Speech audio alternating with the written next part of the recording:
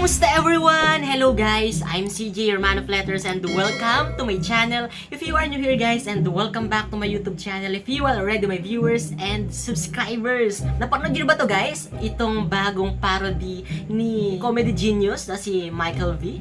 And kung last time ay ginawa natin ng reaction video, yung kanyang oh wow parody ng Uhaw ng Bandang Dilaw.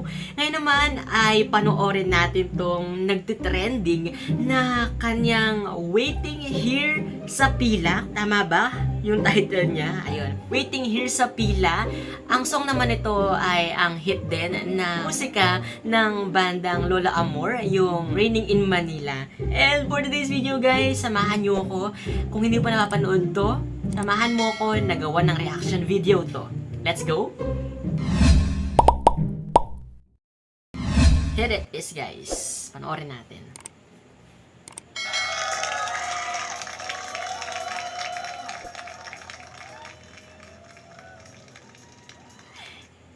Taray, may pa-audience na ngayon pala talaga yung Bubble Gang, no? And nakakapanibago kasi parang last time ay parang sa close na set lang sila, di ba? With the backdrop. And ngayon meron na silang pa-live audience.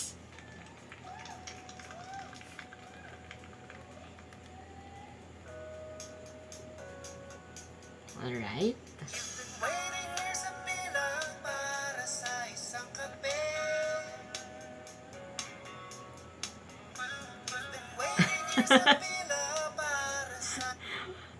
Wait lang, yung itsura ni Michael V dito parang yung pineapple apple pen yung nakikita ko yung itsura niya.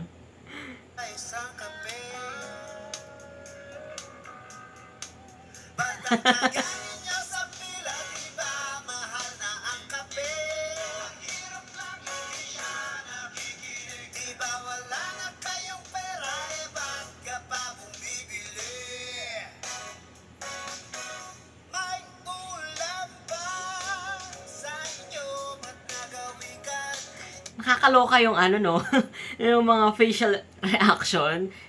Talagang iba yung comedy na dala nun sa mismong parody na ito. Grabe din yung mga support ng mga actor.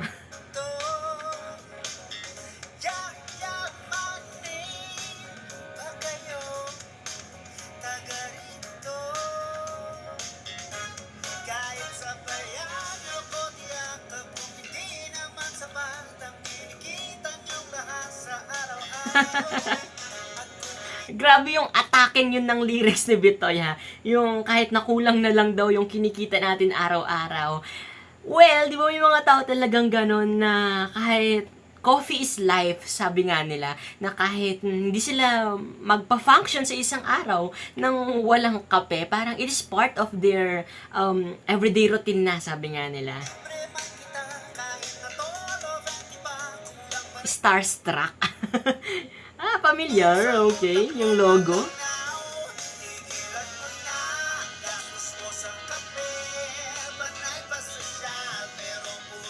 Uy! Grabe yung paatake, ha?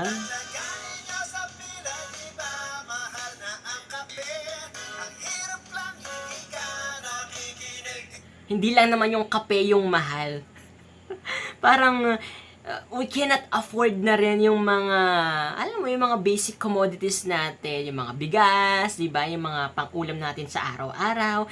Grabe, nagmamahal na lahat, pero may mga tao talaga na afford pa rin nila yung kape. Ako hanggang 3-in-1 lang kasi eh. Hanggang 3-in-1 ka din pa guys.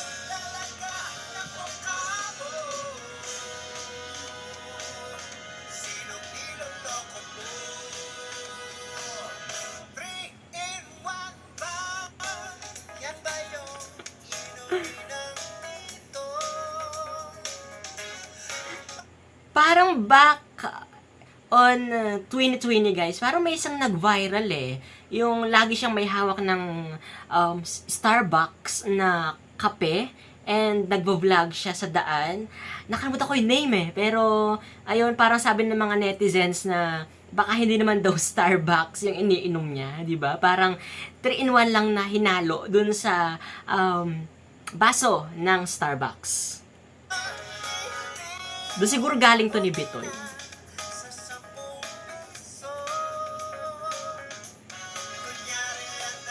Eto nga yun.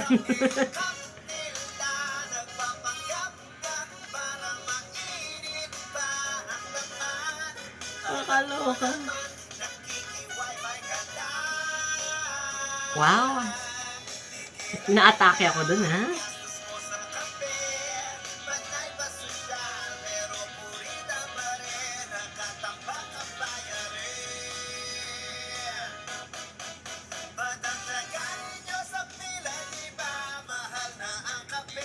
Ang witty talaga.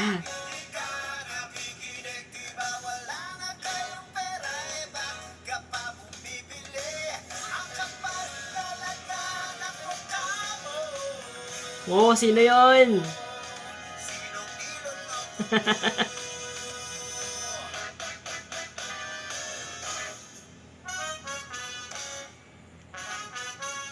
Ang taray ng pa-choreography.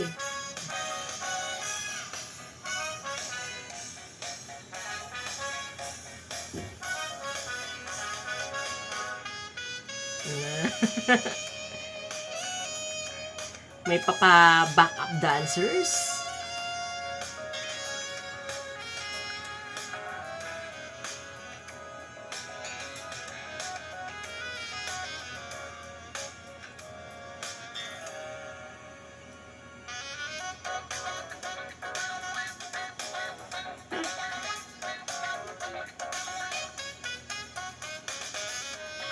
Mukha talaga yun sa yung pen pineapple pen na costume na dati.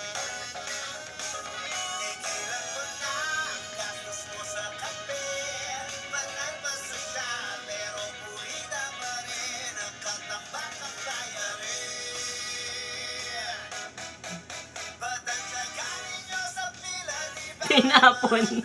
Gagi. Pinapon.